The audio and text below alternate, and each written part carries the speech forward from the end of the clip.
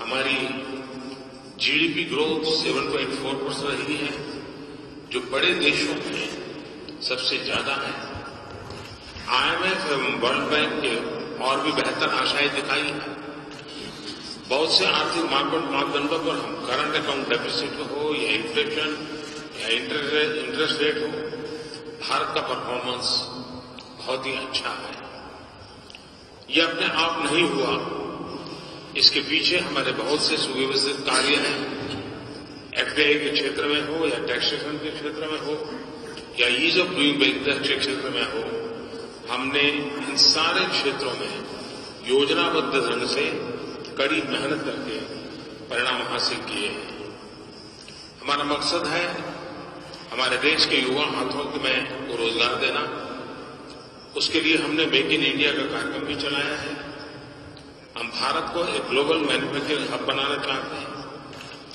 Ease of doing business में हमारे किए गए प्रयासों के परिणाम स्वरूप 2016 के विश्व बैंक के रैंकिंग में हम 12 स्थान ऊपर गए हैं। विश्व स्तर का इंफ्रास्ट्रक्चर देश को मुहैया कराने का हमारा सबसे बड़ा काम है।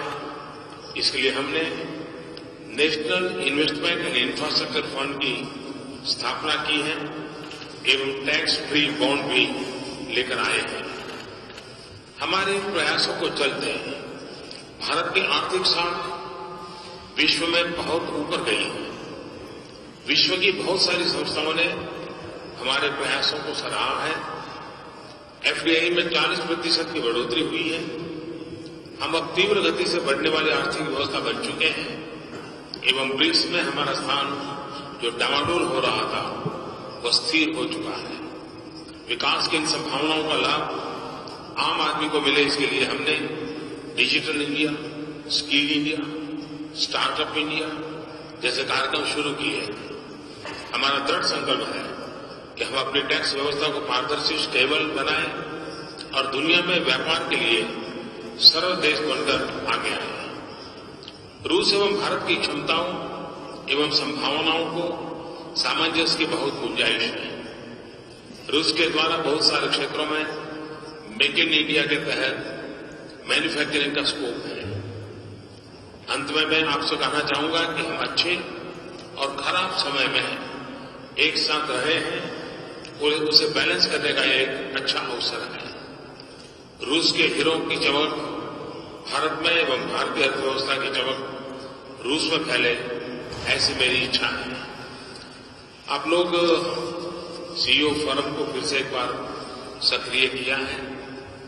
हम चाहेंगे कि ये नियमित हो, सरकारी हो और उस दिशा में जो भी हमें करना होगा हम भी करेंगे।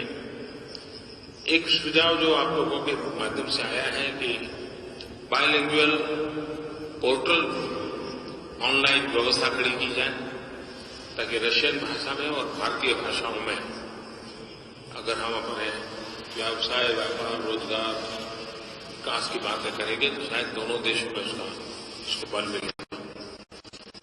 सीईओ फोरम में एवं प्रेसिडेंट पुतिन के साथ हमारी वार्ता में रूस द्वारा हमारे मुंबई दिल्ली इंडस्ट्रियल कॉरिडोर में निवेश की इच्छा जताई गई है। मैं इसका बहुत हृदय से स्वागत करता हूं।